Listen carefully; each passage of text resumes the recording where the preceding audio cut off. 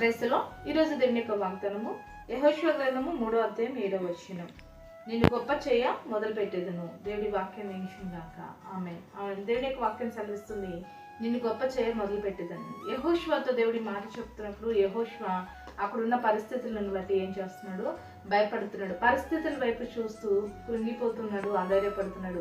మోషేనే ఇశ్రాయేలు ప్రజలను కనాను దేశానికి నడిపించలేకపోయారు. మోషే యొక్క మాటనే అక్కడున్న ప్రజలు వినలేకపోయినారు. మరి నా మాట వింటారా?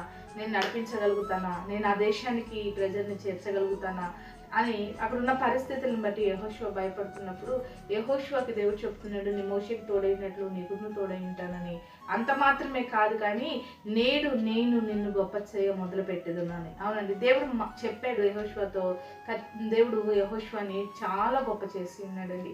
కనాను దేశంలోనికి యెహోషువ ద్వారా ఇశ్రాయేలు ప్రజలు చేరడానికి దేవుడు గొప్ప కార్యం చేసి ఉన్నాడు. యెహోషువను దేవుడు మోషేను గొప్ప చేసిన రీతిగానే యెహోషువను కూడా గొప్ప చేశాడు. అదే దేవుడు నీకు చెప్తున్నాడు, నిన్ను గొప్ప చేయ మొదలు పెట్టేదను. అవునండి, దేవుడు ఎవరినైనా గొప్ప చేయగలడు. నీకు అసాధ్యమేమో కానీ దేవునికి సమస్తము సాధ్యమే. నిన్ను గొప్ప చేయ దేవుడి మీద ఆధారపడి దేవుని బట్టి గొప్ప ఆశీర్వాదం పొందుపడి రీతిగా దేవుడు నిన్ను దీవించును గాక. ఆమేన్. ప్రార్థన చేసుకుందామండి. సకల ఆశీర్వాదాల కారణభూతులమైన మా ప్రేపర్లకు తండ్రి యొక్క ప్రార్థనలకు ఇచ్చిన ప్రతి బిడ్డను జ్ఞాపకం చేసుకోండి. నీవు నీ బిడ్డని గొప్ప చేసి ప్రతి పరిస్థితి నుంచి కాపాడమని యేసు నామములో ప్రార్థిస్తున్నాము తండ్రి. ఆమేన్.